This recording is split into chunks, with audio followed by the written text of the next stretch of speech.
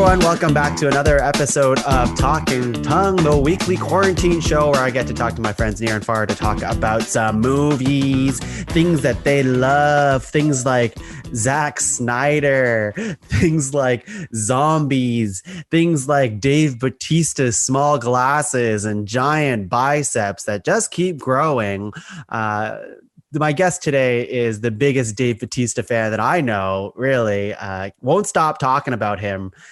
He's also just I say, king of podcasts, at least until recently. He just showed me his microphone, an Amazon Basics microphone. We're talking about Mike Mongiardi, everyone. Okay. Sorry, I was just waiting for my applause. Yeah, of course. Is it you coming? Can't hear it. It's so loud that it's peaked the mic in such a way that you can't hear it. Oh, okay. Okay. Oh, wow. Okay, great. Yeah, that's okay then. Hey, Tuong, how you doing? Hey, I'm glad to be here. I'm First time happy that you're here too, Mike. We haven't talked since we've talked about condiments on Ranked. The first thing that, you went into this call with before I hit record was immediately went into talking about condiments again. So it's like you never left. We just fell into it, just like old friends, just fell back into it like we never left, Yeah. The winner of the condiments. You know what? I'm not even gonna say. You gotta go. If you don't know, you gotta go listen. You gotta go listen. But Mike had all the condiments in his sandwich. Everything in the top 15 or whatever. It starts with 15, right? Or whatever is 12. Top 5. You've been on the podcast twice now. Yeah. I forget. Top 5. So all of them are there. It was a mustard, ketchup, barbecue sauce, and mayo chop sandwich. Wow, that sounds disgusting. Mike, we haven't, ever had you on Talking Tongue before. People don't recognize your voice if this is the only show they listen to on a weekly basis. It's the number one show on Apple, Google, Spotify. It's everywhere. So for the people who don't know who you are, why don't you just tell us a little bit about yourself? Oh, I would be glad to. My name is Michael. I'm a pod guy. I like pods. I like doing pods. Tide Pods? Tide Pods. Anything pods. I guess I am the founder of just a little podcast network here in Toronto with like 30 or so kind of fun comedy and arts podcasts. It's called the Sonar Network, and you can go to it at thesonarnetwork.com. Obviously, you're a Tuong fan. You're a pod cavern guy. I get it. They're the competition, and we want to see them crushed. But for now, you can pop over, say hi after you've listened to all the episodes of Talking Tongue. Mm-hmm. By the way, have you ever considered the term speaking in tongues or something? That's like a biblical term. Yeah, I don't know. I thought there was something there for a title of a show. I like it. I like to insert my name into anything, but I like the alliteration of Talking Tongue. Speaking in tongue, it's like it's good, but it could be better. Yeah, but you're a tongue. So like speaking in tongues would be like speaking inside you, which I don't know what that would be exactly. It's strange. Now you're intriguing me even more. I guess you got to start a new podcast. Get that up.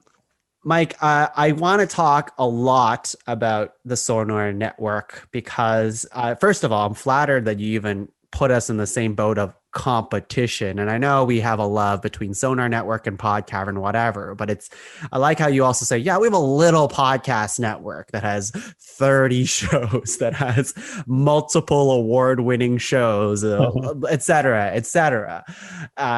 It's nice to be put on a similar playing field as something as revered as the Sonar Network. Oh, wow. You're very kind. I guess it's like, sometimes, I got to think like where we started from. I always think of us as this small, little struggling little network trying to grow. And we are very, very much. It's just like, as you grow, you start seeing, that there's always more room to grow. And then there's bigger and better networks. And you're like, why can't we be as big as them? And we're just, we are in the grand scheme of things, just a kind of an independent, small independent network. Yeah, we have a bunch of shows, and I think we are growing, but there's always room to grow. Never satisfied. Never be satisfied with what you have. Always want what everyone else has. That's my business advice for you. My entrepreneurial advice. Let's dive into that a little bit more because I love that mindset. But, Mike, you and I met through improv, as many of the guests in that come on Talking Tongue. I like the funny people. I like the people who can think on their feet. Yeah. But you're a little different. You're a little different than a lot of my guests because you have a love for podcasting as well. And a lot of my guests also have their own shows and, do their own podcasts. But you are unique in the sense that you manage a podcasting network. I don't know too many people who do that as well. So I want to hear a little bit more about I guess how the Sonar network came to be, what your vision was for it, and what the struggles with it are. Because I feel them every day, but you must feel them even more because you're bigger. And with a bigger network, there's just many more challenges. Yeah. Yeah, sure. So that's a lot of stuff. I'll start with the first part. Is how we got started. I mean, like you said, I was in improv, I was in improv world doing improv. And I was also been into podcasts since 2005, probably the early days of podcasts. I was commuting to in Toronto. I used to live in Burlington. So it was probably maybe hour and a half, 2 hour commute kind of in rush hour. And I was always listening to morning radio, and it was I like the talk radio stuff. When the fun personalities were talking, and then they would go to music and just interminable commercials, just commercials after commercials, and it was there'd be in the 2 hour drive, there'd be 20 minutes of talk, and the rest of it is just stuff I didn't care about. And then that's around that time was Apple started introducing podcasts, and at the time it was there was no celebrities podcasting. It was just the only people that could really figure out how to do it. Because it wasn't even nearly as accessible as it is now. Oh yeah, you'd have to build your own RSS feeds in Notepad and stuff. Oh, it awful. It was the old days, right? And so it was everyone doing podcasts were just super nerds, not charismatic people really. So it was not great, but it was what I wanted. I just wanted to listen to people and get into personalities and feel like these people are your friends or whatever. Maybe not your friends, but you feel like you know them and you like them. And then just watching the industry grow was so cool because it was all of a sudden then comedians started to discover this is a cool platform that they could get their voice out. And then celebrities started coming in. I remember Kevin Smith was one of the early ones that I heard. Oh yeah. And that was a big turning point for podcasts. Smodcast, yeah. Yeah, Smodcast. And now he's got his whole network. And I used to listen to a bunch of his shows, but I don't really as much anymore. But I love him. He's great. Yeah, me too. And just seeing it grow. And then now it's then Mark Maron. Then Mark Maron had Obama on his show. And that was a sitting president was just in someone's garage doing a podcast. It's just the industry it was so interesting to be there from the beginning and watch it grow. Yeah, it's when I noticed it really happening when the first season of Serial came out. And then everyone was like, what is podcast? This is insane. And I saw everybody started jumping on podcasts, being you know what podcasts are? Oh, you should download this podcast, that podcast. And now look at us. It's just an overwhelming amount of podcasts are out there right now. Yeah, it's too many. Serial was the thing that turned it from this kind of niche thing that I was into. I'd been into for 8 years at that point or something. But now all of a sudden my parents know about podcasts because of Serial. It's funny too that Serial, and then everyone started copying Serial. There's 200 million true crime things. Yeah, but Serial can't totally drop the ball, and they couldn't keep it going. No one liked season 2. No one really liked season 3. Where is it now? It's just gone. They created a format that was wildly successful, and they just gave it to everyone else to have, and they abandoned it. It was so weird that happened. It's unfortunate because that first season of Serial was phenomenal. Oh, it's amazing. Yeah, season 2 was just utter whatever. And then I didn't even check in for season 3. I was like, you know what? I'm good. There's just so many different shows that I rather listen to, which is a cool thing about podcasting, because it's all about finding people that kind of connect with you, I guess, in a way. It's kind of like, I like these personalities. I like what they're talking about, and I'm going to follow these people like they're my friends. Yeah. And that's what Yeah, me too. And that's the exciting thing. So yeah, I mean, I didn't even answer your question. No, it's a loaded question, obviously. I mean, I feel like we can talk, you and I talk about podcasting off podcasting anyways, just through messages. It's just like, it's such a beefy type of topic. I can literally talk about podcasting for like a week straight. I have so much to say. Yeah, me too. Yeah, the Tuong will just send me like a picture of the episode he edited in his like editor of just like all the cuts he had to make and everything. It's like, this will only play to you, but like remote podcasting fucking sucks. Yeah. Like it's fine. I've learned how to do it, but like you can only do so much, and you're still at the whim of everybody else's technical issues. So if their computer goes down, they have bad sound issues, their local recording stops, their computer restarts, their internet crashes, you can't do anything about it except do your best to piece it together. And I can't wait to just do it in person, which is much easier. Yeah, hopefully that's on the horizon. Who knows? Yeah. Not to dwell too much on podcasting, because I know we can talk about that for so long, like we just said, but mostly I'm so curious about your approach to podcasting is a lot different than Podcavern. Podcavern's mainly run by it's just me who runs other people's shows and a lot of my own shows, because it's an expression of myself. But your I guess your mission is to continue to grow Sonar Network and pay people for their work, as much as you can. Podcasting is notorious as a platform where it's like improv. We chose the two hobbies that you make no money off of. And it's interesting to me to see that you've created like a side business with podcasting. What is the challenge of that? Oh yeah, well, there's lots of challenges, but it's podcasting is tough for a lot of reasons.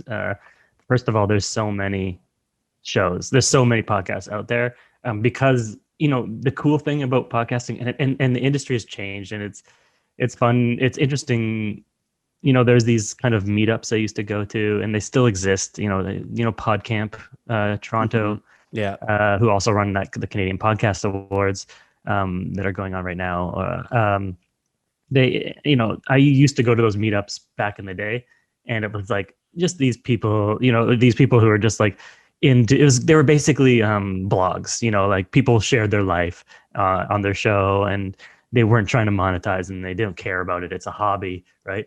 And those people are still around and still podcasting, and they are so angry at the way the industry has gone, that people are monetizing and advertising.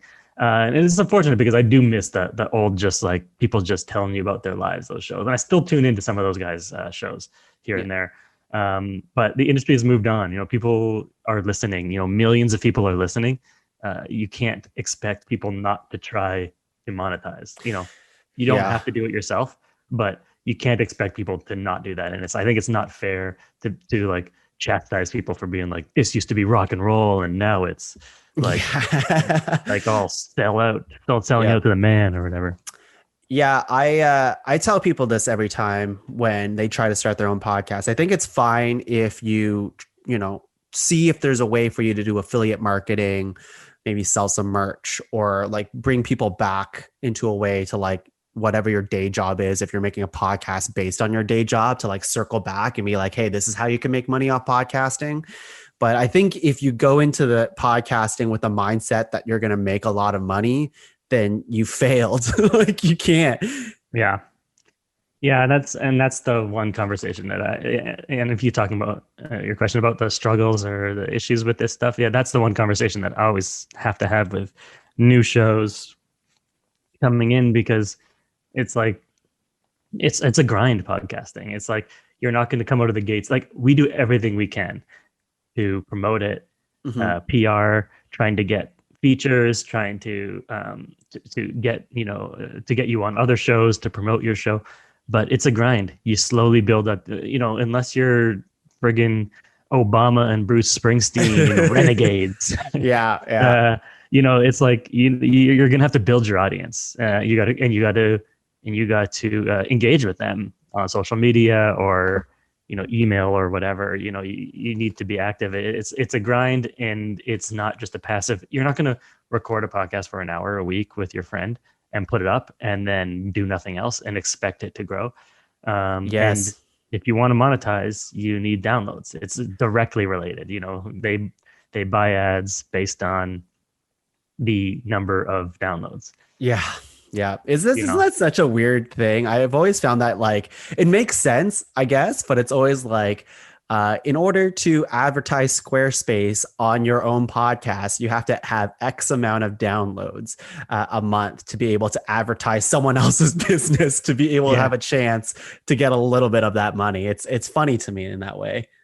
Yeah, I mean, it is weird, but it's also they want a return on their investment. So if they're paying you to promote their thing, they want to make sure that they get that money back, or absolutely with it to them.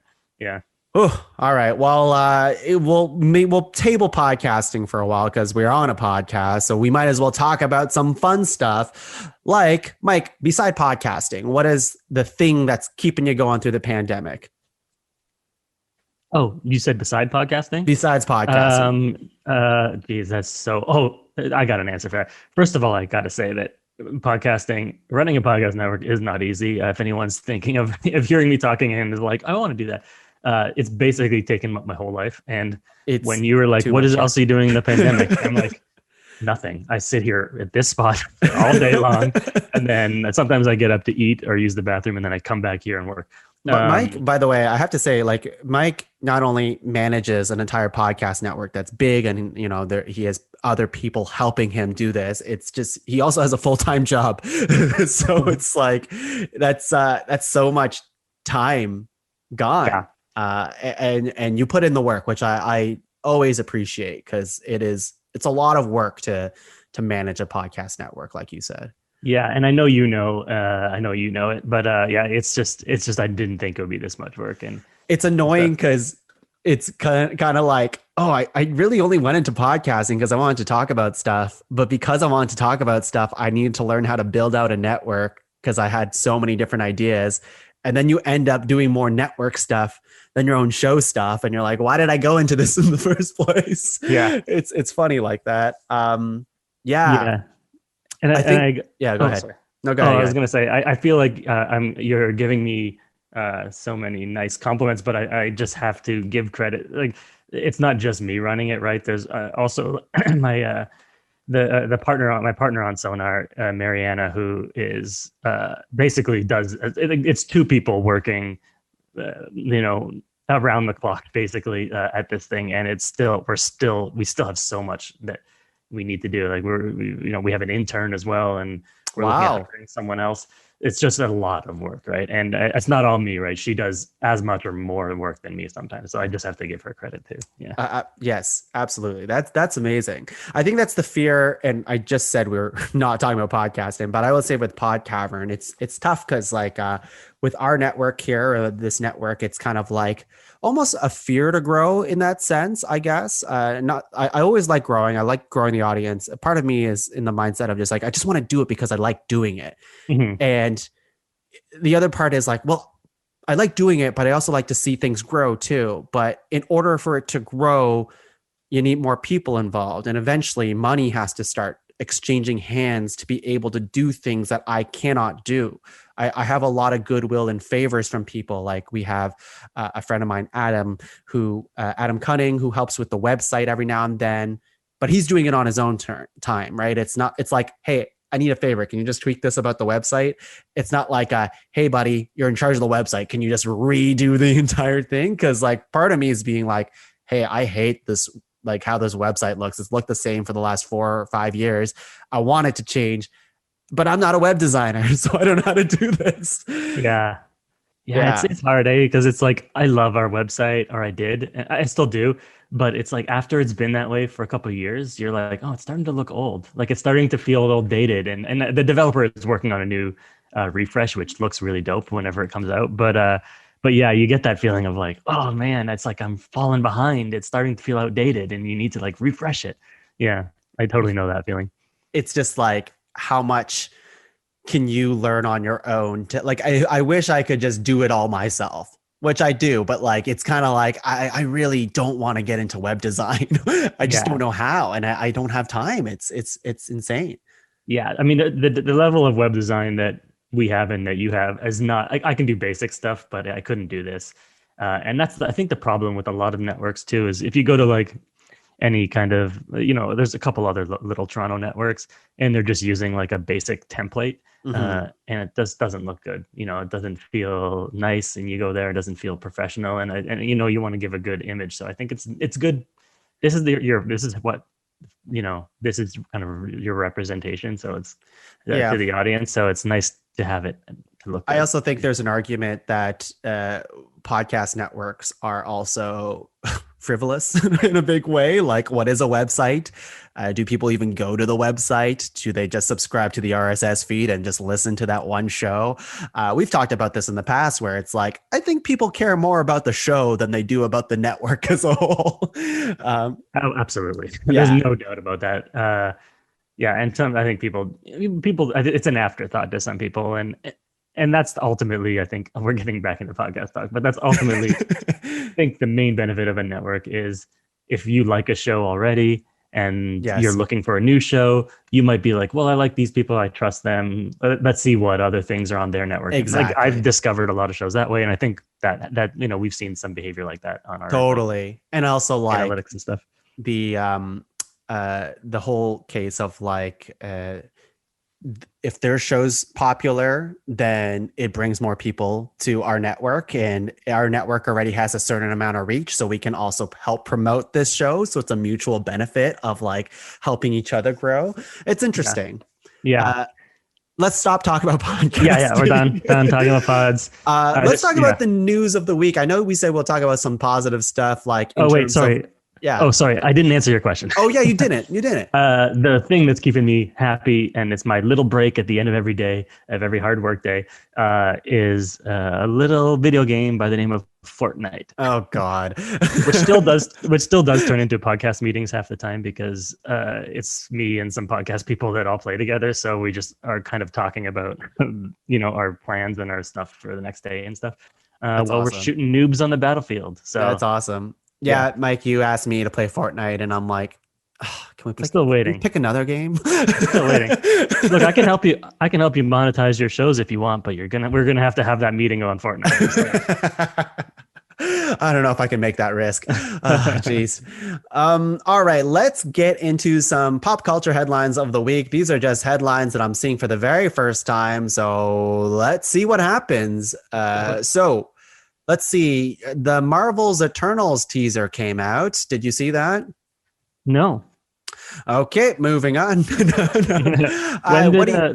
so that is I don't know the Eternal. I knew that was coming out and something in Phase 4, but I don't know the characters. Is it like X-Men kind of, or they're gods, or what's their deal? Yeah, I guess I will say also as being a huge comic guy, Marvel guy, whatever. I don't think I think I've read maybe one comic that had the Eternals in them, so I don't really know too much about them. But I believe they're like ancient, or they're like the old, not gods, but they're like they're from like a different planet. They're like they're really. I mean, maybe you could describe them as gods and stuff like that. Yeah, they're like super powered, but they're like really old people who also have lived a very long time and they have powers. So it's gonna be kind of like another like them coming to Earth, like fish out of water thing. I don't know. I think they might have already been there the entire time. I guess Oh, the okay. cast is what people have gravitated towards, like Gemma Chan, Richard what is his name? Richard, the guy who played Rob Stark in Game of Thrones. That guy, Richard Madden. That guy, Kit Harrington, Kumail's in it. Oh, Kumail. I love Yeah, Kumail. Yeah, I heard. Is this the one where it was a big deal that there was going to be a gay kiss in the movie or something like that? Is that true? I mean, I believe it, but I mean, I think it's good that that Marvel is kind of, now that they have the giant platform, they're at least bringing in and telling story. Like, it's the one that's really exciting to me is, and this is I'm so bad at sidetracking, ADD in a bad way.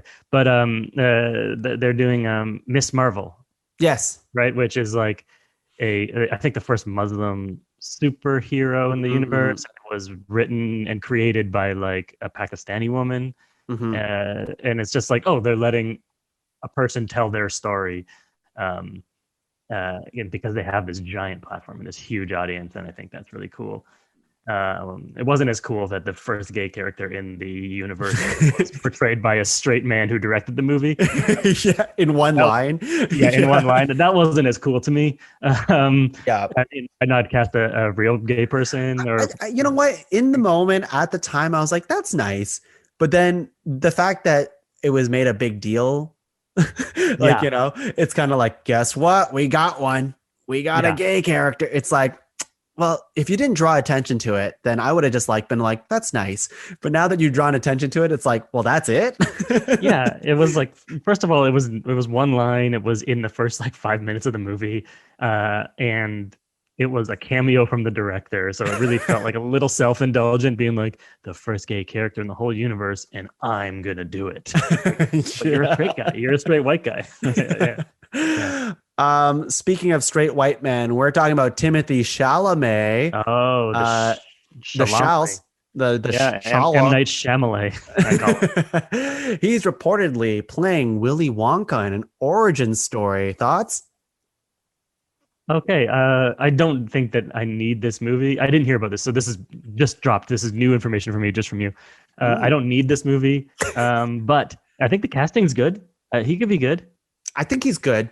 I think like Timothy Chalamet is a extremely talented. I think we've made multiple jokes on the show that like everyone's always casting Tom Holland or Timothy Chalamet. I think Chalamet has a better like movie record on like successful good movies, and he can do it. It's just like I just don't want to get burnout from him already. He's so young, he's so talented, but Yeah, he's in everything.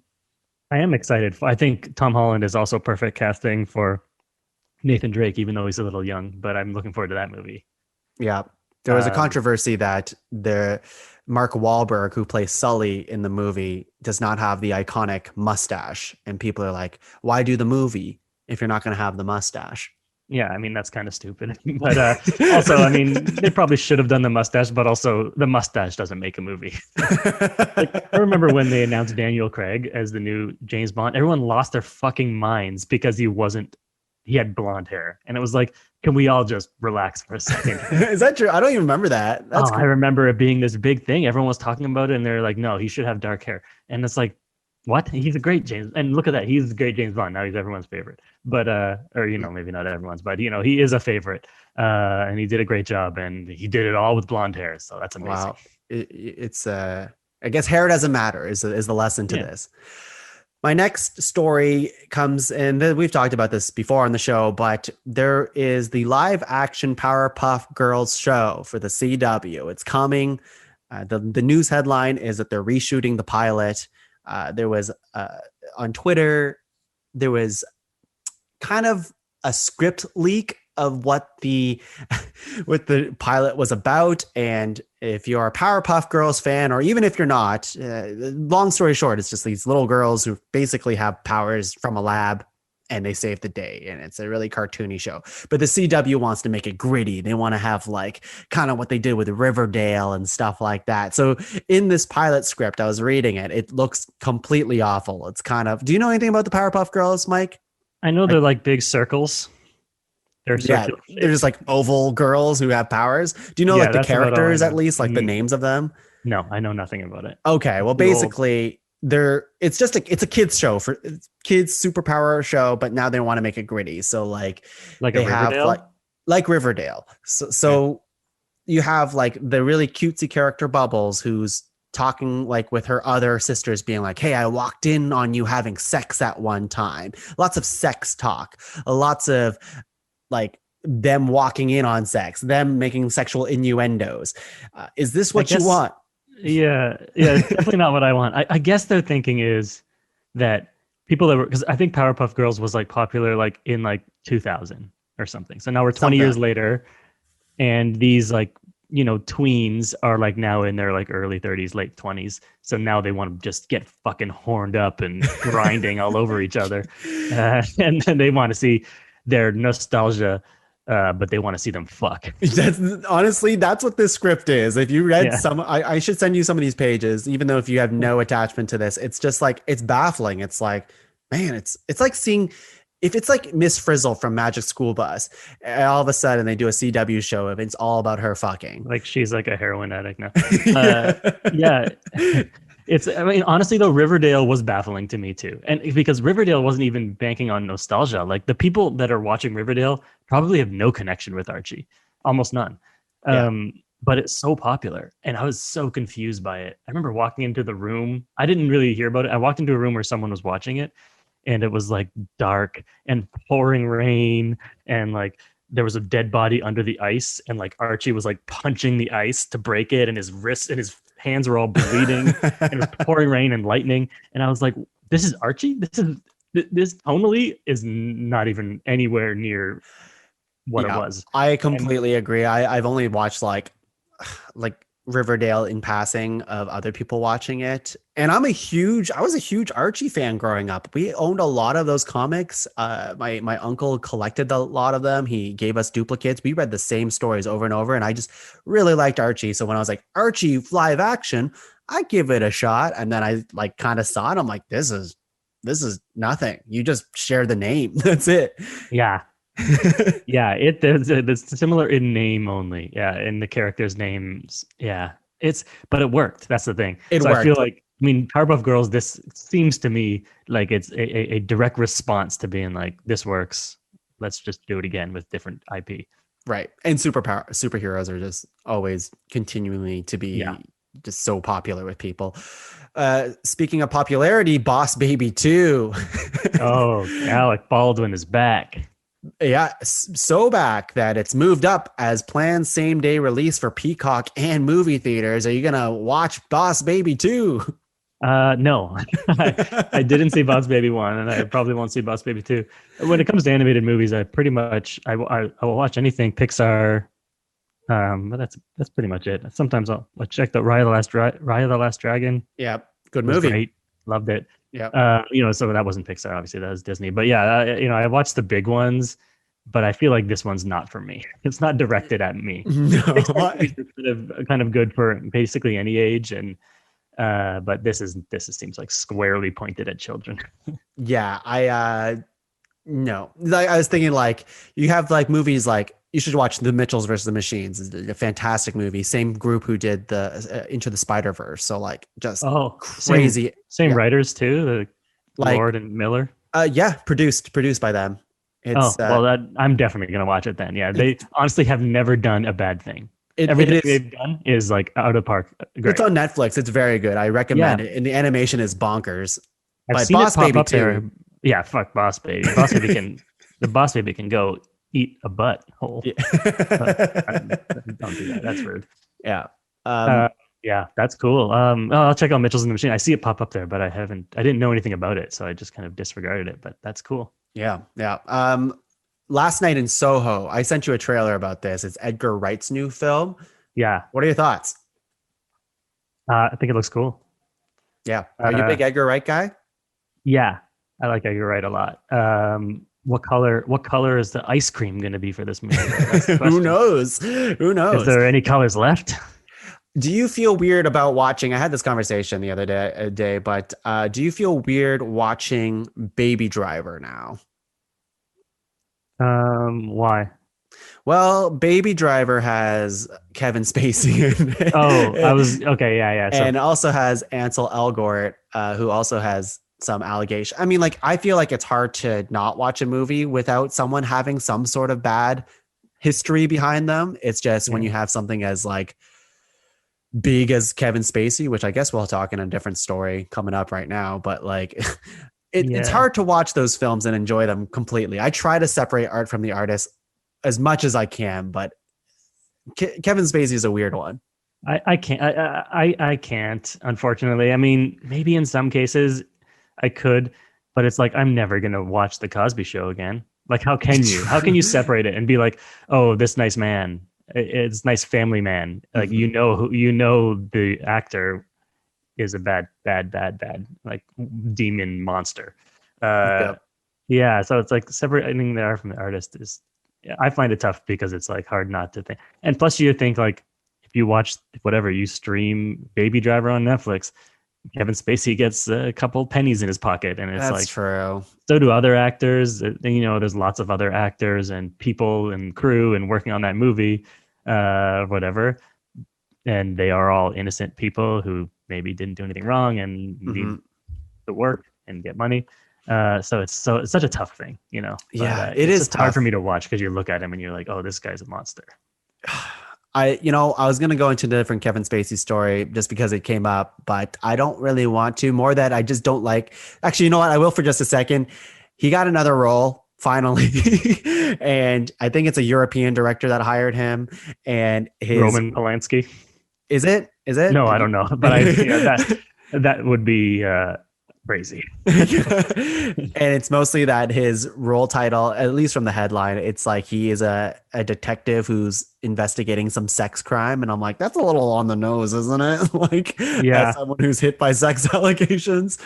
Yeah, like when Chris D'Elia in the show You, where he played a comedian who was sleeping with underage women or something, and it's like, cool, man. That's just, he walked into work and just didn't know he was on a set. He was just being himself. Oh, go. I guess we'll be talking about him in a little bit too with our movie of the week. Doubt. Yeah. And I guess I want to get into the movie of the week, so I'll go with one last news story here, which is Joker 2. Do you need to see a Joker 2 because it's being reportedly written by the original director? Do I need one? I thought the first one was really good, and it was kind of a good little package, like a complete package. And I don't know that it would be like if someone was going to make a Logan 2. I'd be like, I don't really. Don't. Yeah, that's a bad idea. I mean, he did die at the end. Spoiler alert. So it's hard. Yeah, they could bring him back, but yes, they can. Yeah, it's comics. They can argue, but I mean, leave Logan alone. Leave Logan alone. You can quote me on that. Yeah. And I kind of feel that way, maybe to a lesser extent. I mean, Logan was so beautiful, and Joker was really good too. And I felt like at the end, it kind of wrapped things up in a nice little package, and I just felt like I didn't need more. I don't know. Yeah, I remember watching Joker, and it got such big buzz, and Joaquin won Oscars for it and whatever, and tons of awards. And I remember watching it and liking it.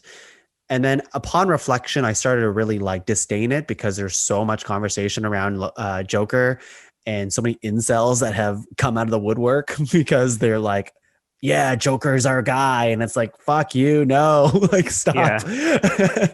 Also completely missed the point of the movie. Yeah. I don't know where I'm going with my point with that. It's just that maybe upon reflection, that wasn't as good as the film as I thought it was after sitting on it some more, because it's a lot of Joaquin just smoking.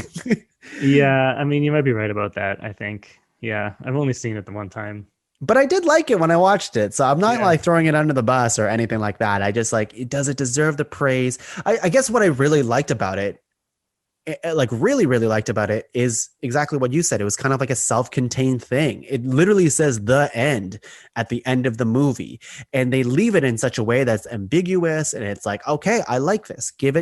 This is one little package, possibly a Joker origin story, spoilers, but it's is it Joker? We don't know. Doesn't matter. It doesn't matter. But when you say there's a Joker 2 with the original director and the same people, it's like, oh, well, fuck, you kind of ruined the whole point of the last movie, I guess. Yeah. Yeah. I mean, I guess we'll see. This is just rumors right now. I'm sure it will happen because it made a ton of money. Yeah. A lot. So we'll see.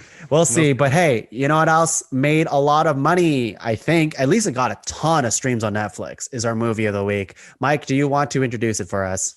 Yes. It's Dave Bautista, Tig Notaro, Other People, Las Vegas, Zombies, Zack Snyder, The whole gang's all there. Richard Cheese makes an appearance. It's Army of the Dead.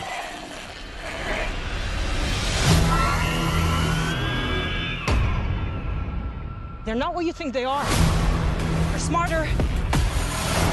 They're faster. They're organized.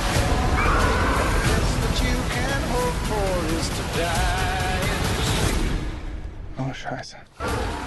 Army of the Dead. Army of the Dead. Okay, I'll start with this. Usually I like to have my guests pick the movie, but instead I made you watch this movie.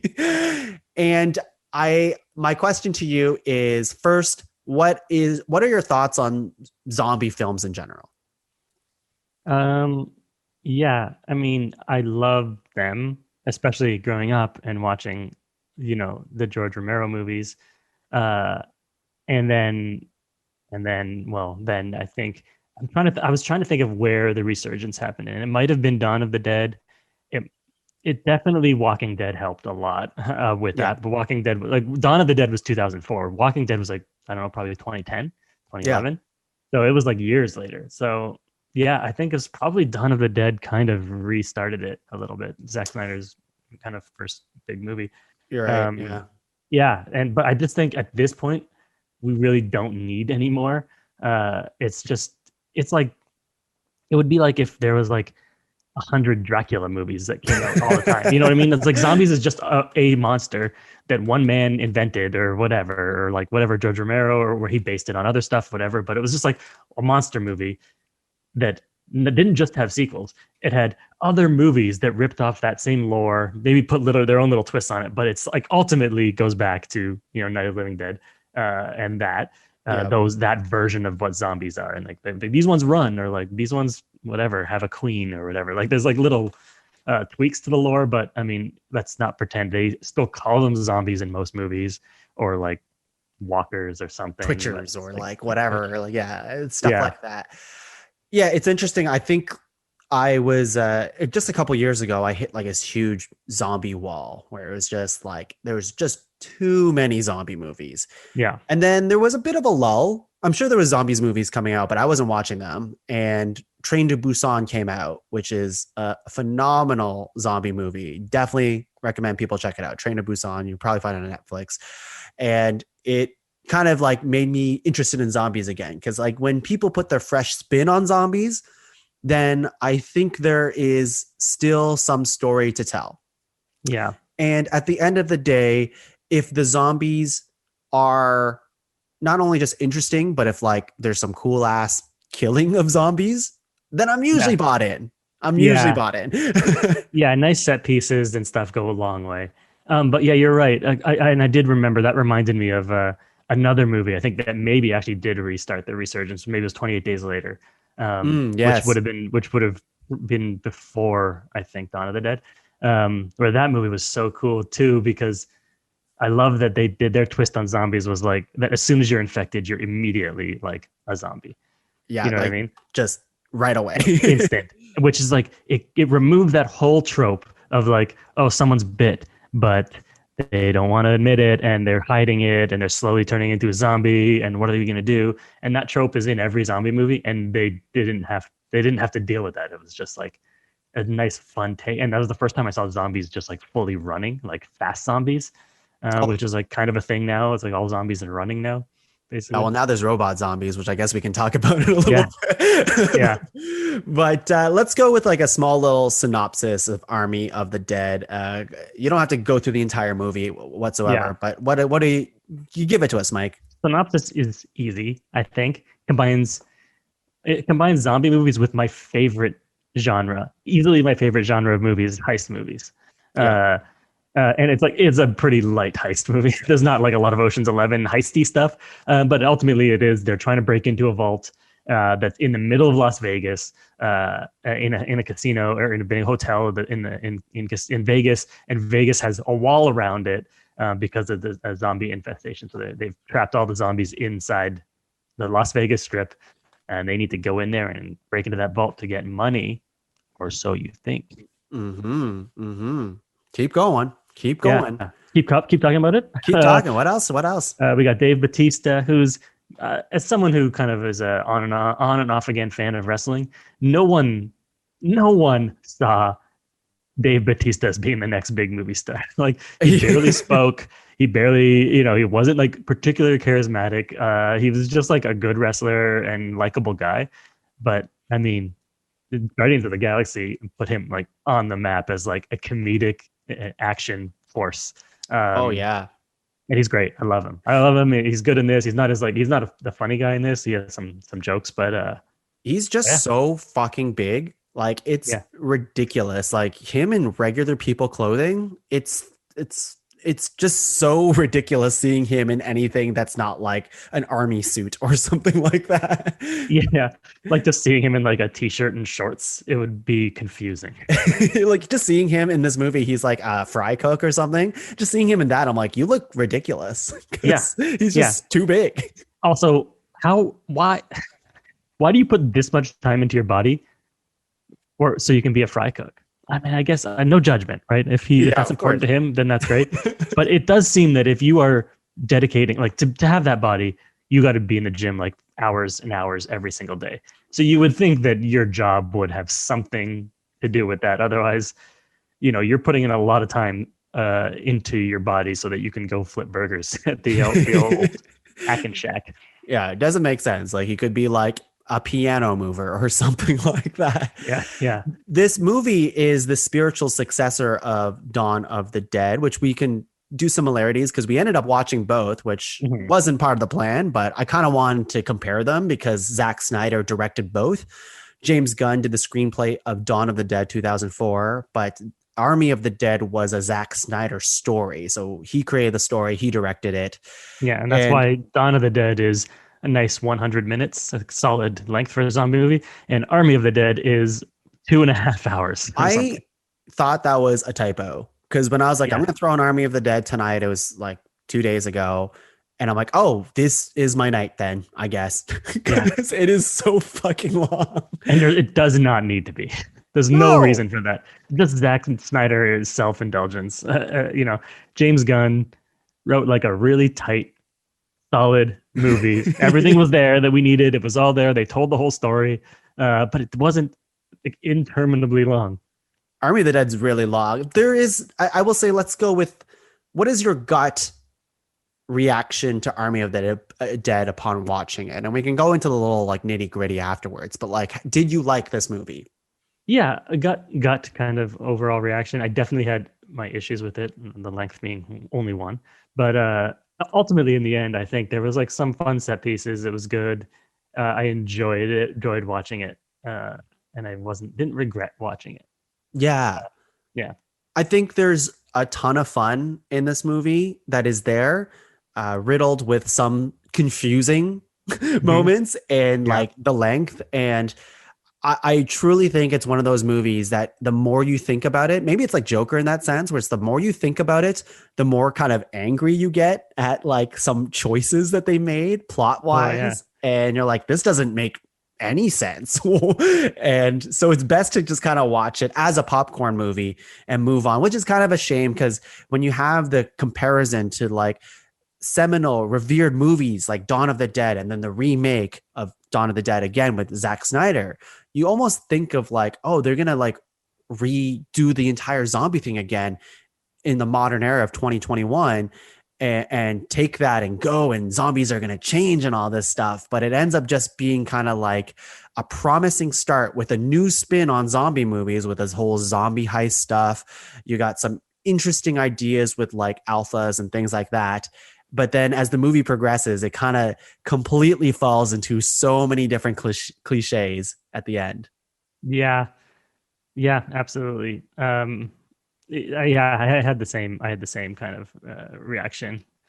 But yeah, I mean, ultimately, I think that's what you're saying is like, if you go into it being like, I'm going to watch a popcorn movie and I'm going to have fun and see big things explode and see zombies get shot a bunch, then that's probably, you're going to be happy. I think you're probably going to watch it maybe in 2 batches because it is long, but yeah. I think there is a ton of cool action in terms of a popcorn movie. Like down an entire bag of popcorn watching this movie.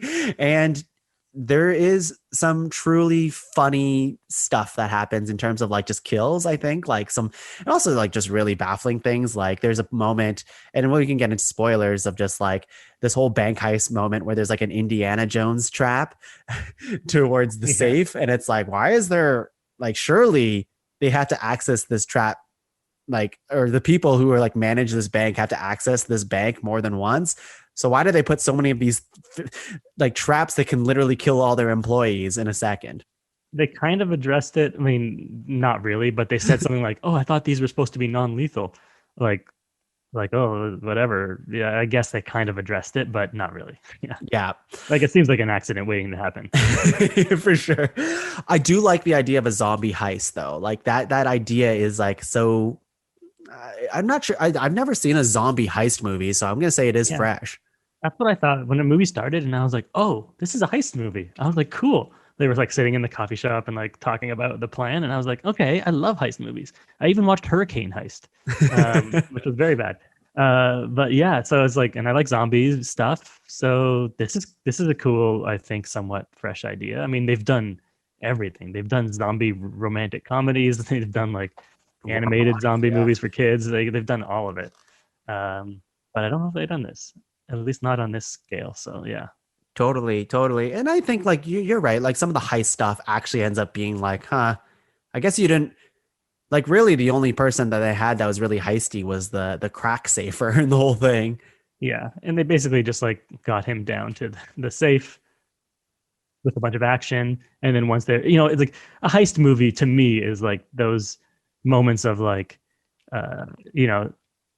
setting things up, planning, going in, deceiving people, whatever.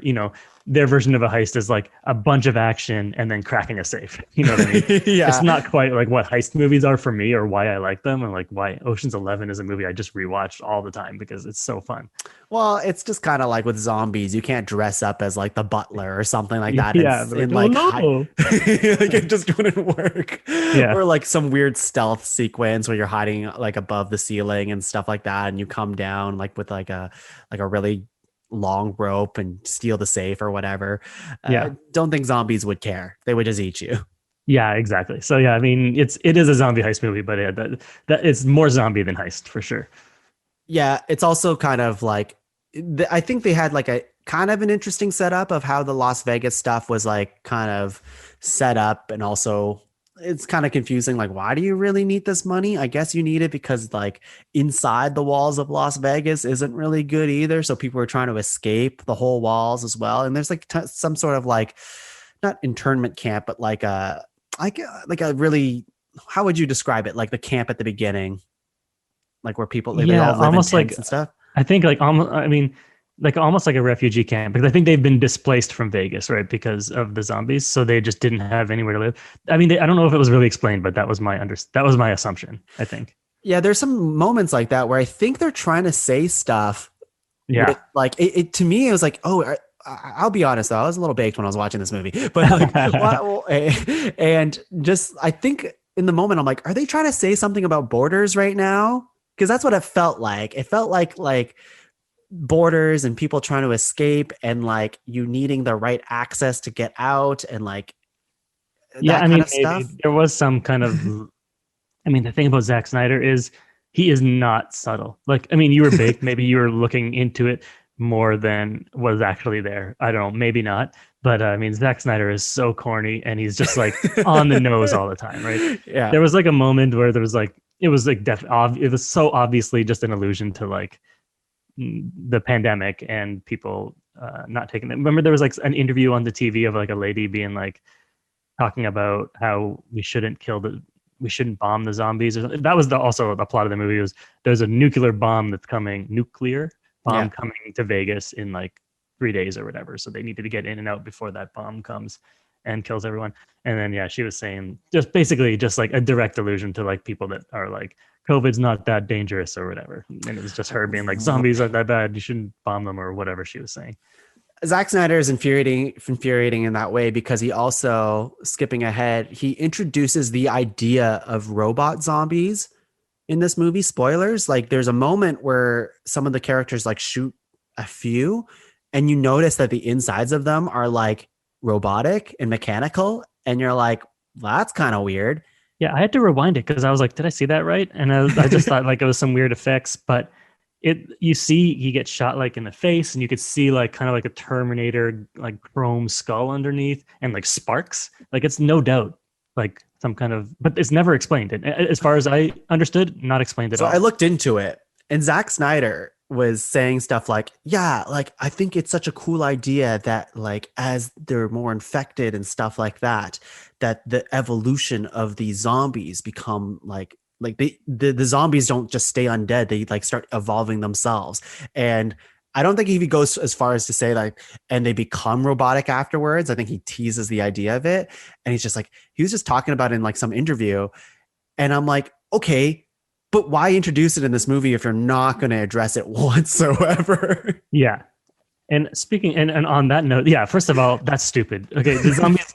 These zombies are like smarter than, your George Romero, like brains zombies, but like they weren't like building robots smart. Like Yeah. all of a sudden they had these dumb zombies that are kind of just wandering around aimlessly now have the ability to like build robots that look like people. Oh, I don't know if they're building themselves or they just become robots. I think that's what he was implying, is that like their organic matter becomes mechanical. Okay, I don't know. I'm not going to that's pretend it. I know. It's just yeah. confusing. And on that note too, I think, are we in spoiler territory now? Of course, yes. Yeah. At the beginning, one of the first scenes of the movie was, or not, one of the first scenes when they first go into Vegas, which is probably like an hour into the movie or something. It was so long before they were in, Vegas. But they come in, and then there's all these dead bodies, like dead zombies or whatever, by the walls. And then she was like, "Oh, watch out! You should see what happens when it rains. They all come back to life for a little while, or whatever." Mhm. And then I was like, the whole time I'm like, "Oh, cool. It's gonna rain at some point." And the whole time the movie's happening, I'm like, "It's gonna start raining. This is crazy." It just never happened. They introduced this cool idea where zombies reanimate in the rain, which is like interesting, and is obviously, to me, seemed like a big setup to something that never happened. Again, he's just infuriating like that. And the thing is, like, this movie, they've already started talking about sequels. Like Zack Snyder had a plan to make sequels to Army of the Dead. So in a way, it's almost like, yeah, you plant the seeds now. This is his thinking, probably. Yeah, I plant the seeds that these things can happen, but just wait till Army of the Dead 2, where we were. And it's just like, don't you fucking do that. You can cut half of this movie, take all that stuff out, and make it a tighter, like hour and a half zombie heist movie, and that would have been great. Yeah. And honestly, like, if that is his explanation for robot zombies, that's stupid. I do not accept that. Like, it could be as simple as like, because they kind of implied, I mean, there's a lot of implied, but we don't know, but the outbreak happened from, they had a zombie in a military truck and they were transporting it. And then someone was getting a BJ in a car, and they drove into the BJ that destroyed the world. That's right. But as they do, as all good BJs do. But yeah, they were implying, it was kind of an implication that it was alien in some way, right?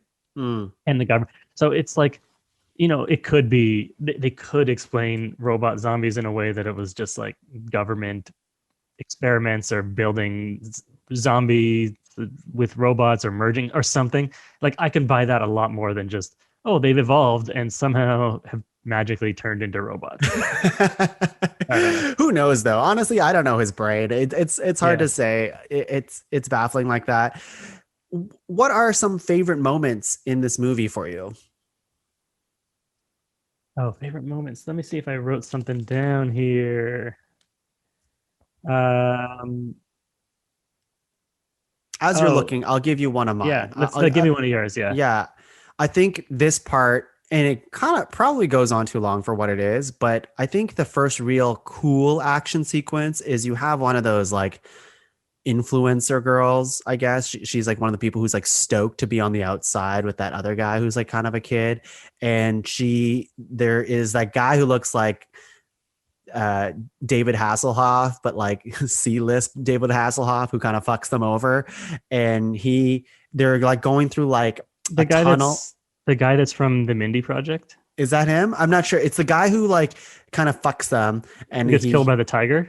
Yeah, he gets killed by the tiger. Yeah, Is he from the Mindy that guy. Project? The whole time I'm like, this guy's so familiar, but I know him from like a comedy. Okay. You know, I could tell it was like something comedy, and I had to look it up. And yeah, he was like Mindy's love interest for a few. Oh, seasons. really? Okay. Yeah. When he was wearing the sunglasses, he just looked like bad David Hasselhoff to me. I don't know why. But anyways, he does this thing where they're in a tunnel where all the zombies are sleeping. And if you like push them or whatever, then they'll wake up. Yeah. Or if you put too much light. So Dave Bautista is like using like glow sticks on the ground to guide people. And this guy like kind of fucks the other girl over by tossing the glow stick on another way. And she starts waking up zombies and starts killing them one by one as they start to like wake up. And then there's like a whole like 5-minute sequence of her just fucking up zombies like really quickly. And like, you know, that was cool. Yeah, that's a good call. It's just like, that was really fun. Like her character didn't matter ultimately, but there was a lot of like just cool of her like taking on zombies, close calls, and like stabbing them in the head. And then the guy like locks her in the he uses like a crowbar or something like that to lock the door so she can't escape. I'm like, okay, well, she's dead. And then all of a sudden she like the next thing you see is she smashes out the window and she's still fighting. I'm like, oh, this is pretty cool. She survived somehow. And then her friends that are just staring at her don't save her. And I'm like, what? That was a little infuriating, but I thought that was just a cool showcase of zombie killing. Yeah. You know? Yeah, that was cool. I like that part. I'll go with that too. I'll take that. Yeah. Yeah, there was lots of good. There's lots of good action. I think in the movie there was like the tiger. Oh. You know what was memorable? That tiger destroying that guy's face. I was mentioning this the other day to a friend. Like the makeup on like how mauled that guy looked. Like his face was all fucked up and fleshy and gory. I'm like, that looks pretty gross. Good job. Yeah. Yeah, on Netflix, there's a little documentary. It's like 20 minutes long about it's called "Creating an Army of the Dead," and it's just like they go into like the effects and the movie started and whatever. It's just like a short little thing, but it's definitely worth a watch because the effects were very impressive. I mean, the whole movie was like really dark and drab. I could have used like it's Vegas. Like I could have used a little bit more color, I guess, but I guess that's the tone they're going for. So that's fine. Yeah. The tiger did look good though. The tiger looking good and like just like tearing off that guy's head and then like biting it was like, mwah, good. Yeah. Good job. I mean, when I first saw the tiger, I was just like, this is stupid. Like, it's also the zombie horse. It's like, all right, and zombie horse and zombies are riding the zombie horse. Like, what is this? I mean, have we run out of ideas? And there's zombie cars too, and they look like people or whatever. It's just like, and they're robots. So yeah, it's just like him, just like, okay, but the zombies have done everything, but we haven't seen a zombie tiger. But then that zombie tiger coming back at the end to maul that guy was fun. It just crushed his head like I think just a grape. Yeah, my favorite moment, which was very quick, and I was just like, "Oh, that was beautiful," was when, like his like love interest, I guess, like gets her head just snapped in half, or like just like twisted all around all of a sudden. Do you remember that? Yeah, twisted like fully like 180 degrees. So it's like her head is on her back. Yeah, she's like, oh yeah, I'm gonna help you find your daughter, and then out of the elevator is zombies. Zombie one just grabs her head, twists it 180, and it's like one of those moments where I'm like, oh my god, Jesus. Yeah, and she's smiling, and it's just like that is an amazing effect and really cool. Yeah, that was cool. I like to when they shot that like guy's gas tank or whatever, or who was it? Someone had a gas tank on their back and I forget. Well, one of the characters, yes, they shot this gas tank and like there's a few of those moments where like someone like sacrifices themselves to save everyone else. Yeah, that's a common thing in zombie movies, and I think it's like, yeah, that makes sense. Like if I were bit, I'll probably just bomb myself and save a bunch of people, right? Yeah, definitely. Or you would just like, you would wait for a nuclear bomb to drop, climb out of Vegas, walk aimlessly through the desert until you find a car that luckily has gas and the key is under the visor. Get in that car, drive to an airport, Yeah. then put a bunch of money on the table and say, I want to rent that plane. Despite the fact that that's not how airports work. Mm-hmm. You just throw money on a table and be like, I want that plane. And then you can have that plane that's owned by not the airport. It's owned privately. Mm-hmm. And then get on the plane and then order a drink. And then, and only then realize that you've been bit somehow. Yeah. Even though that everyone else that got bit turned into a zombie like within minutes. Yeah, I didn't even need to see that scene. And I can't believe that was the last scene of the movie. Like, that is weird. Yeah, I expected a post-credit scene of him, like, because he was trapped in the safe. So I expected to see him come, but I didn't expect that. And also, it was like, why? Unless they explain it, like, oh, the nuclear thing fell and because everyone else, when they got bit, they turned into a zombie pretty quick. Like, he walked and did all this stuff. Like, it was like a day's worth of work or something. Of him just like walking and climbing out of the rubble of Vegas. Mm-hmm. So I don't know. That was weird. It just seemed like the zombie heist was not a good idea for anybody because basically they all died. The daughter of Dave Bautista in this movie kind of fucks everyone over by coming along and doing all this stuff. And the person that she tries to save dies at the end. I have that written down because she found two people, right? Yeah. Or there was the person she was coming to save, and they had another person, or was there three? I think there was three, and one of them died really quick. One of them died, and then there was two, and then one of them died again. Another one died after. But what happened to the last person? I had to rewind. Okay, but I still don't know. But it seemed like this person, Gita, the person that she's been trying to save this entire movie, and the reason why she's all here, was on the helicopter, and then the helicopter crashed, and the only person she goes to is Dave Bautista, and the other person is nowhere to be seen. Also, she did save one person, the person she went to, the mother of those kids. I didn't know that. So, I mean, I believe you because, I mean, otherwise, what the fuck? She insisted on coming. He was like, no, you can't come. She insisted on coming, and then she came, and also they had to go back. They could have escaped. Right, with the helicopter, they had to go back to save her, I mean, much like in Dawn of the Dead when that woman went to save the dog. Oh my god! But yeah, we'll get into Dawn. But yeah, they had to go back to save her. So I mean, all of these people, basically, a lot of them died because of her choice to do that. All of them did. Basically everyone, yeah, and she kind of comes out as like, oh, she's the hero, and like definitely her dad died because of her, and I hope she knows that. And I hope she fucking lives with that. I hope she feels that. Yeah. Well, you already know, like that's such a trope too. Like the main character dies at the end of a zombie movie, so I feel like that always happens. Yeah, I definitely didn't expect him to live except maybe if there's going to be a sequel, it'd be cool. Well, he gets shot in the head. I'm pretty sure he's dead. Oh no, he's gone. He's done. He's done. There is we have to talk about Tig. We have to talk about Tig before we move she on. was great. I thought she was great. I thought first of all, if I didn't know that she was digitally replaced, like she was never in a room with those actors. Oh my god, was she digitally replaced? I didn't know that. They finished the movie with Chris D'Elia. They finished it. And then he got canceled, and good, because also before he was a weird sex criminal, I still hated him. Yeah, now I just hate him more.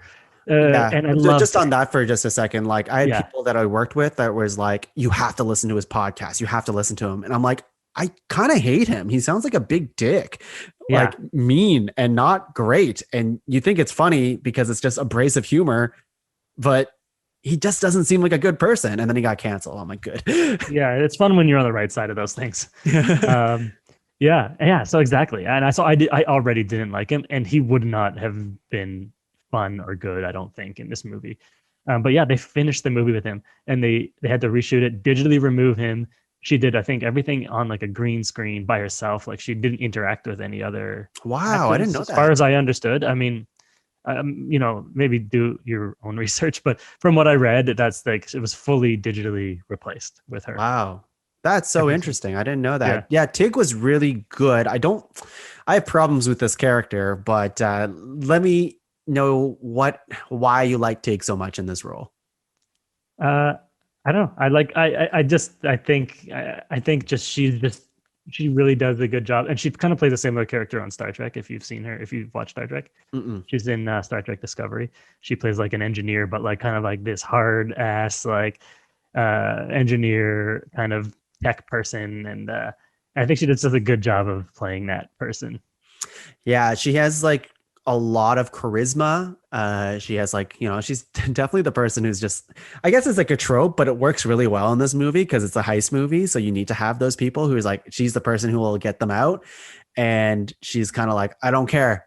Whatever amount, $2 million, I'm in. Don't tell me what it is. $2 million, sick. And she has like a cigar in her mouth. She's always wearing sunglasses.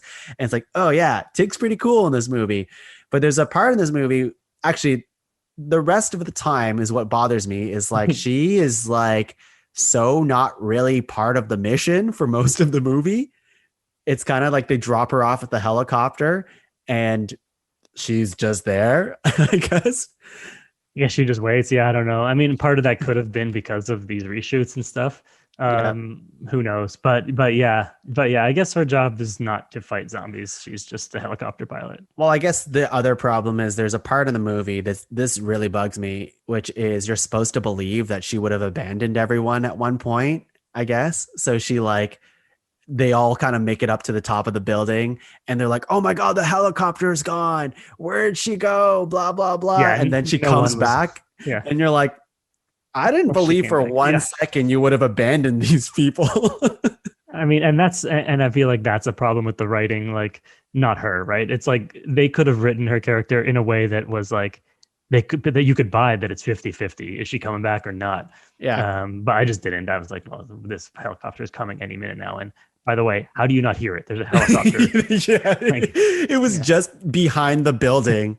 Yeah. But they yeah, there's small things like that. It's a funny problem, but it's also like, okay, I really want to talk about, and not to make this podcast so long, but like we have to compare it to Dawn of the Dead because this was a big deal because Zack Snyder coming back to zombies seemed like kind of like an event, at least for zombie culture and stuff like that. And we, I think our overall thoughts are kind of aligned with Army of the Dead, where we both liked it. Tons of problems. It's too long, but like overall, I think there's enough fun in the movie I really don't regret watching it. I had a good enough time. Am I going to watch it again soon? Probably not. But Dawn of the Dead, different story. What are your thoughts?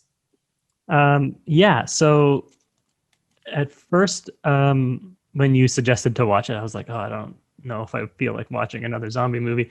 But then as soon as I started watching it, it was just so much tighter, right? It was like, the first few minutes, like by minute 10, like she crashes her car and is basically going into the like mall. Like the movie is starting where it was just like Army of the Dead was not like that. There was like all this pointless exposition at the beginning and it's like it's it's all of this like introductory stuff that was like so slow. Well, with the Army of the Dead, they had that opening sequence, the credits, or like they were playing that music with like kind of like a montage of what the buildup of everything was.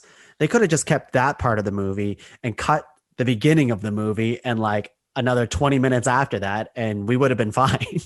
I'll tell you what I didn't need about that though is, I mean, I definitely agree with that. But what I didn't need is, so basically, I didn't remember a lot of the scenes from Dawn of the Dead. I haven't seen it basically since it came out. But the one thing I always remember is that Richard Chee's version of Down with the Sickness that plays. And so when Army of the Dead happens and he's like, oh, he's doing, I mean, fucking Zack Snyder is so on the nose. He's so corny, right? He goes back to Richard Cheese. Yeah. But he's doing Viva Las Vegas, right? Yeah. And then at one point at the end of the song, he goes, "Watch out, Elvis!" And then a building falls on top of a zombie that's dressed as Elvis. Right? and then in the movie later on, there's like they do like Bad Moon Rising, like a big montage with Bad Moon Rising, and it's like it's just so on the nose. As like in the moment of like we're going to do this thing, but it doesn't look good, and like at the end, the most corny and on the nose song of all is a cover of the Cranberries' Zombie yeah, that they do. And it's like, and the bombs and the guns, and it's like, we get it. We get it, Zack Snyder. There's bombs, there's guns, there's zombies. We get it. Yeah. Oh my. He guaranteed he thought this sounds perfect. My movie has those things in it, but it's like that's not the point of music. It's to like to build on a scene and to add something to the scene, not to just like kind of describe what's also happening, what you can see clearly happening in front of you. He's just so corny. Like that really bothered me anyway. That's just going back to Army of the Dead. Sorry. Yes, no, that's fine. Well, I mean, the Army of the Dead is the real thing that we're talking about. Yeah. Because we don't have to do a full length deconstruction of Dawn of the Dead. It's more of like a comparison, really. But yeah, like you're so right. It just starts. It just goes, and it's better for it. I will say, like, ultimately, I think Army of the Dead and Dawn of the Dead are two completely different movies, tonally and everything, right? Absolutely. Like they share very little DNA with each other, I find. And whereas Army of the Dead, we talked about, it's like a popcorn action movie, more like Dawn of the Dead, the remake of the George A. Romero one, is like, it feels much more traditional zombie tale. There's slower moments. There is the like your standard zombie logic with biting and stuff like that is all in there. But because of it, it feels a lot more tighter. But if you want to put on a movie to turn your brain off, I think I would put Army of the Dead on before Dawn of the Dead, because Army of the Dead, I don't have to think, where Dawn of the Dead is much more of a nuanced zombie film. Does that make sense? Yeah, but it is much simpler, right? It's like, it's like zombies. They're people that are reanimated, and if they bite you, then you get sick too, and you get, you die and become a zombie. Simple. Yeah. There wasn't like alphas, and also that's another corny thing. There's alpha zombies, and then that the dude at the end had a big Omega tattoo on his chest. Did you notice that? No. So I was like, oh, cool. Alpha and Omega is like, and like my God. all this Greek shit, right? There's like the hotel was called the Olympus, and Zeus, that zombie, was called Zeus, that man zombie who was like the queen's right hand man or whatever. Oh, right. We forgot to talk about that, but yeah. But anyway, it's just like, that's just another example of how fucking corny he is. And just like, anyways, and again, I went back to the other movie. Dawn of the Dead it was simple. It was just like, so simple. It was zombies. We all know the zombie lore at this point. We know your basic zombies. It wasn't adding to it much. And it was just like they're trapped in a mall. They're trapped in the mall. Yeah. But it also felt like, I don't know, like it's probably really fresh at the time, like from the original Dawn of the Dead. So like the things that they did to the remake felt like they modernized it, and they did like some really neat stuff with it. I think Michael Kelly's character in the Dawn of the Dead remake was really good. CJ, I thought his character was like the right amount of being a dick, but also like you kind of wanted to root for him a little bit, because he was also very capable too, right? Yeah, and he had his kind of little redemption at the end, and like, I thought that was like a nice little arc for him. Yeah. And also Ty Burrell, who's like, I mean, he's so good. Modern Family. I'm just such a fan of him, and even though I only know him from this movie and Modern Family, but I think he's so good in Modern Family. And in this movie, he does not play in Modern Family, he's the most lovable, the most likable little dummy, but you can't not love him. In this movie, he's just an asshole, like a douchebag asshole. And he does great. He's great on both sides of that spectrum. I also find the survivors, comparing the two, they're like, these survivors, there's more personality to them, even though if they're kind of like, stereotyped by now, there's just more to them and their relationship with one another. They feel like a group and a unit. Where in this one, in Army of the Dead, it's kind of like, okay, well, whatever. Like, I guess here's a bunch of random people together. Yeah, it's like, oh, there's a guy with a German accent, and then a big muscular guy, and a big muscular guy, and a hot girl. And another hot girl, but she's a bit younger or whatever. In Dawn of the Dead, it's like they're all very distinct characters, and they affected each other, and their personalities were like, they affected each other, and it was like, that was their personalities were like a factor in the movie, whereas the other one was just kind of big people doing cool stuff.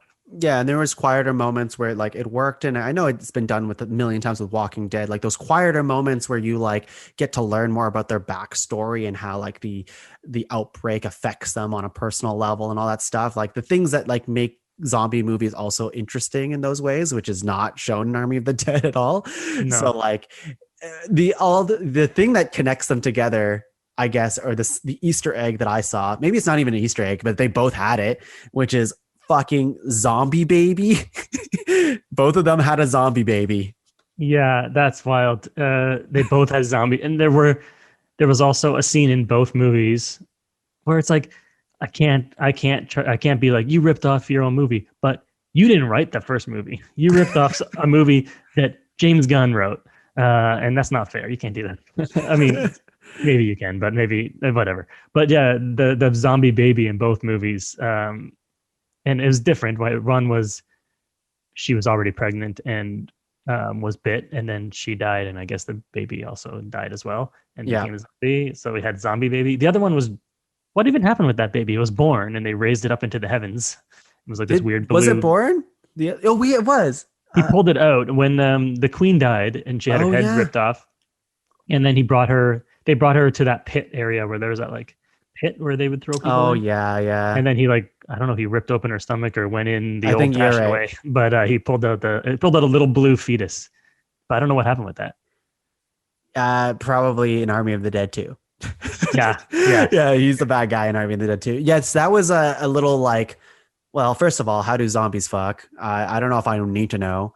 Well, they kind of again hinted at stuff, but didn't say it. But they had like, they were, I feel like, trying to make the zombies a little sympathetic. They'd have them like rubbing each other's faces and like nuzzling against each other here and there. Yeah, as they're like each other. And there was like one point where like a zombie was on the other side of the glass, and there was like on the other side of the glass there was a zombie that was like burning and dying, and he like put his hand up against the glass.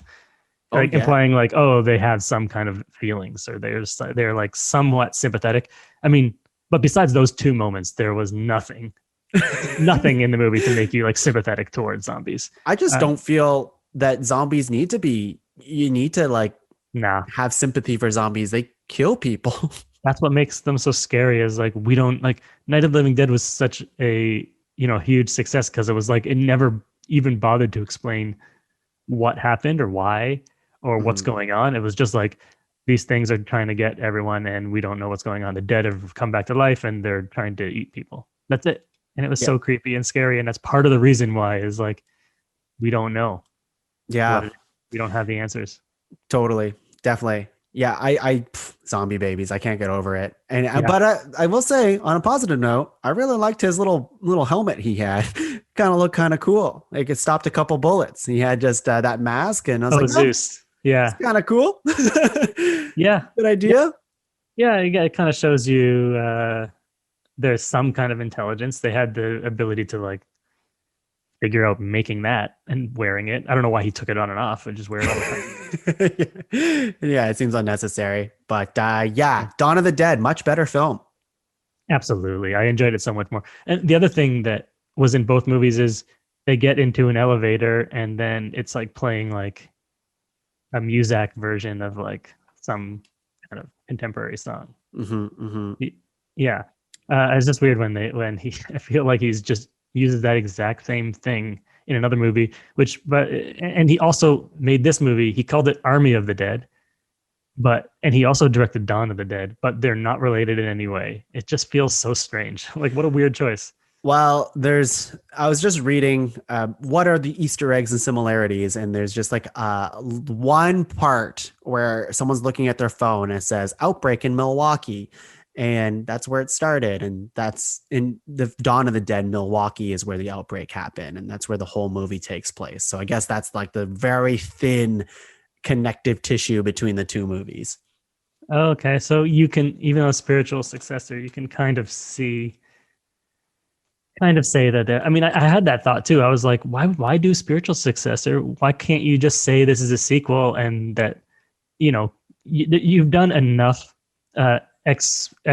positionary kind of contrivances in this movie. Why not just one more that connects the two movies so that it doesn't just feel I don't think so you want to freaking connect them weird. too much because I'm sure there's like a reason. I'm sure there's a reason for it that I don't understand. Like a licensing reason or like a IP reason or something. Yeah, or that he wants to go really off the rails with this movie. Oh, yeah. And you don't want to mess with that. Because like if I think of Dawn of the Dead is the movie that will eventually turn into robot zombies, it would make me hate Dawn of the Dead. Yeah. Yeah, we'll see if there's I mean, I think this movie did pretty well for Netflix, so we'll see if there's another one. It did incredibly well. Yeah. All watching right. it. Lots of zombie talk today, but of course we can't talk all day about zombies and podcasting. So, Mike, I'm going to have you review and rate both movies, Army of the Dead and Dawn of the Dead. Thoughts? Thoughts on reviewing them? I think that I will do that. Yeah. And Army of the Dead, what would you rate it? Oh, out of what? What's your scale? Arbitrary scale, whatever you want it to be. Keep it on theme. All right. Army of the Dead, 6.5 tongues out of 10. Wow. Okay. Dawn of the Dead. A solid like 8 tongues out of 10.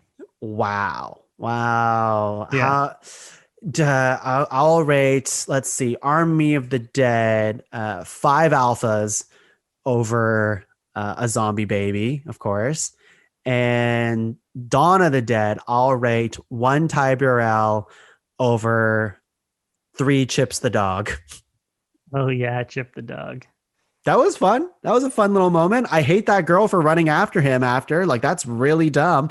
So it's one of those moves that it's like, okay, I guess they set this up and they surprised me with it. I didn't see that coming, so that's good. But it's such a decision that no human being would rationally make. No rational person, like that's not the same person who we met is not the person who would behave so like irresponsibly, just putting everyone's life at risk. People die because of that choice. Yeah. But also, it baffles me because her character lived through the end. Yeah. So yeah. I mean, who knows? They go on a boat and it's a whole thing. So who knows? We don't know. I mean, I think everyone died if you watch the credits. Is that true? Did you watch the credits? I didn't watch the credits.